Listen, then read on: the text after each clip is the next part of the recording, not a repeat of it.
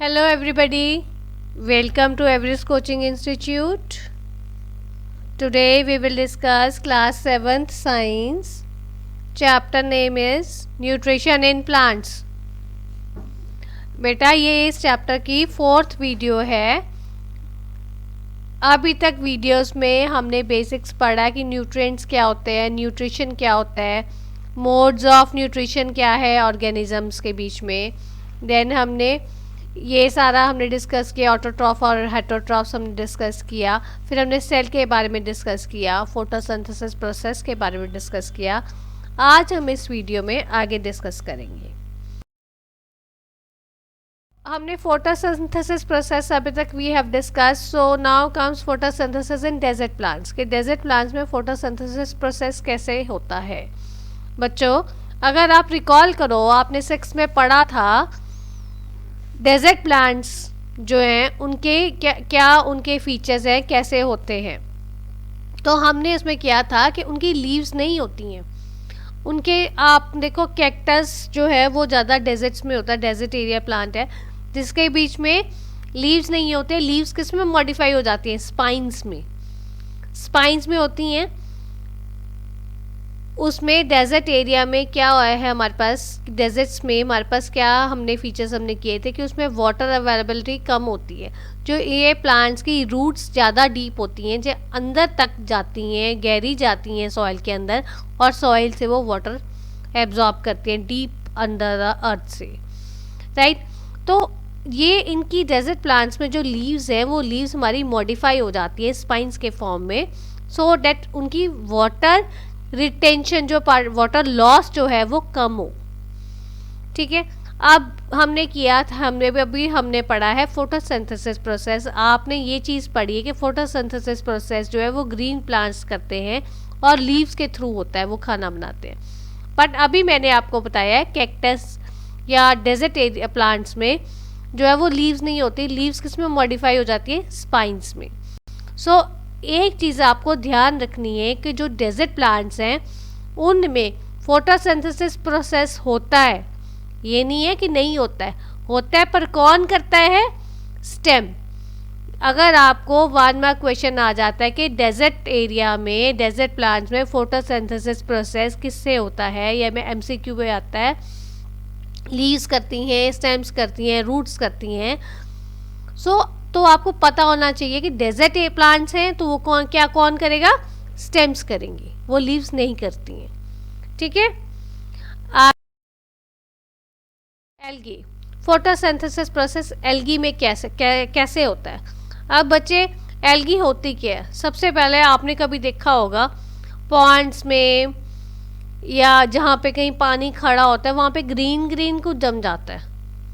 Green green पानी में कुछ जम जाता है जिसको हम काई भी बोलते हैं, लेमैन्स लैंग्वेज में काई बोलते हैं. वो जो है उसको अगर हम इंग्लिश में बोलें तो वो हम एल्गी बोलते हैं. ठीक है. तो ये जो ग्रीन ग्रीन छोटे छोटे पैचेस होते हैं, ये ग्रीन कलर के होते हैं, इनको हम एल्गी कहते हैं. अब ये ग्रीन कलर के पैचेस है तो इट मीन्स इसके बीच में क्लोरोफिल की प्रेजेंस है. इनके बीच में क्लोरोफिल है क्योंकि क्लोरोफिल ही एक ऐसी चीज़ है जो आपको ग्रीन पिगमेंट देती है. ठीक है. आप देखो जो अगर उसमें क्लोरोफिल है तो इसका, और वो ग्रीन कलर है तो इसका मतलब क्या है कि वो अपना खाना खुद बना लेगा, वो ऑटोट्रॉफ्स है. ठीक है. सो ये चीज़ों को अगर आप रिलेट करोगे तो आपको क्रैम करने की ज़रूरत नहीं पड़ेगी. आप खुद कर सकते हो कि अगर आपको ऑटोट्रॉफ की अगर आपसे कोई एग्जाम्पल पूछे तो आप एल्गी भी दे सकते हो. उसमें एल्गी भी एक ऑटोट्रॉफ है क्योंकि वो अपना खाना खुद बनाता है, उसमें क्लोरोफिल है. ठीक है बेटा. अब हमने एक नेक्स्ट इंपॉर्टेंट चीज़ जो डिस्कस करनी है वो है factors which are affecting photosynthesis. कुछ हमारे फैक्टर्स ऐसे हैं जो हमारे को फोटोसिंथेसिस के ऊपर को बहुत ज़्यादा इफेक्ट करते हैं. मींस फोटोसिंथेसिस प्रोसेस उन चीज़ों के ऊपर डिपेंड होता है. तो वो अभी हम देखते हैं कौन कौन सी चीज़. इसमें हमारे ये 2 टाइप के फैक्टर्स हैं, एक एक्सटर्नल फैक्टर्स हैं और एक इंटरनल फैक्टर्स हैं. सो एक्सटर्नल फैक्टर्स पहले हम डिस्कस करते हैं. नंबर 1 है इंटेंसिटी ऑफ लाइट. अब इंटेंसिटी ऑफ लाइट क्या है, फोटोसिंथेसिस प्रोसेस में कौन सी लाइट की ज़रूरत है आपको, सनलाइट की. ग्रीन प्लांट्स को सनलाइट की ज़रूरत है। सब देखो, अगर तो आपका क्लियर वेदर है, सनलाइट बहुत अच्छी है, धूप बहुत तिखी है, लाइक इन समर्स बहुत ज़्यादा धूप होती है, तो उस केस में उस चीज़ में हमारा फोटोसिंथेसिस प्रोसेस लीव्स का ज़्यादा हो जाएगा, प्लांट्स का। पर अगर वो क्लाउडी है या सेमी क्लाउडी है, वो you can say partially cloudy है कि जिसमें कभी धूप आ रही है कभी नहीं जा रही है, मीन्स धूप की इंटेंसिटी इतनी ज़्यादा नहीं है, इतनी ज़्यादा गर्मी नहीं है, ठीक ठीक है कब है, तो उस केस में हमारी फोटोसिंथेसिस प्रोसेस कम होगा। ठीक है। Next comes concentration of carbon dioxide in air, means air के बीच में कार्बन डाइऑक्साइड कितनी है। प्लांट्स को जितनी चाहिए है फोटोसिंथेसिस प्रोसेस के लिए, अगर उतनी अवेलेबल है एयर में, तो अब फोटोसिंथेसिस प्रोसेस पर प्लांट्स परफॉर्म कर सकेंगे, अदरवाइज नहीं। Next is temperature. Temperature basically देखा जाए तो फर्स्ट पॉइंट की तरह ही है। अगर सनलाइट गर्मी बहुत ज़्यादा है, बहुत ज़्यादा गर्मी है, तो आप जो पानी प्लांट्स को दिया हुआ है हमने, वो उस प्लांट सूख जाते हैं।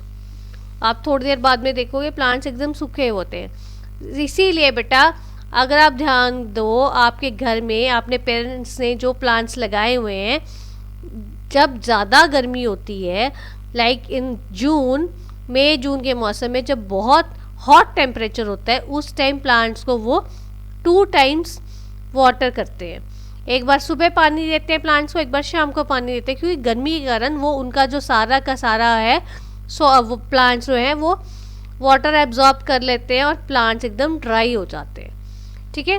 अगर तो बहुत ज़्यादा गर्मी है तो उसके ऊपर जो है आपका पानी कम होगा, तो आपका फोटोसिंथेसिस प्रोसेस इतना अच्छे से नहीं हो पाएगा, क्योंकि पानी की कमी होगी। अगर टेम्परेचर ठीक है तो फोटोसिंथेसिस प्रोसेस बहुत अच्छे से होगा, क्योंकि पानी, सनलाइट सब कुछ है। ठीक है। अब नाउ ये तो थे हमारे एक्सटर्नल फैक्टर्स। अब हम बात करेंगे इंटरनल फैक्टर्स की। इंटरनल फैक्टर्स में आता है हमारा क्लोरोफिल। क्लोरोफिल कंटेंट अगर तो आपका बहुत अच्छा, प्लांट्स बड़े अच्छे ग्रीन कलर के हैं, तो आपका फोटोसिंथेसिस प्रोसेस अच्छे से होगा। अगर वो कम ग्रीन कलर के हैं तो इतनी ज़्यादा अच्छे से नहीं हो पाएगा। ठीक है बेटा। ये synthesis of food other than carbohydrates. Carbohydrates के अलावा और जो हमने खाना जो प्लांट्स बनाते हैं वो हम डिस्कस करेंगे। कार्बोहाइड्रेट तो बनाते हैं, हमने पढ़ा है, उसके अलावा भी तो बनाते हैं ना, वो क्या है वो हम डिस्कस करते हैं। प्लांट्स को सिर्फ कार्बोहाइड्रेट्स तो नहीं चाहिए ना, उसके अलावा उनको प्रोटीन्स भी चाहिए, उनको फैट्स भी चाहिए। ठीक है। अब जो plants also need proteins and fats besides carbohydrates. Plants are nitrogenous substances, proteins are nitrogenous substances. जो प्रोटीन्स हैं वो नाइट्रोजिनस सब्सटेंसेस हैं, उसमें नाइट्रोजन की क्वांटिटी ज़्यादा होती है। अब ये है, प्लांट्स जो हैं वो नाइट्रोजन कहाँ से लेते हैं, वो सॉइल से लेते हैं।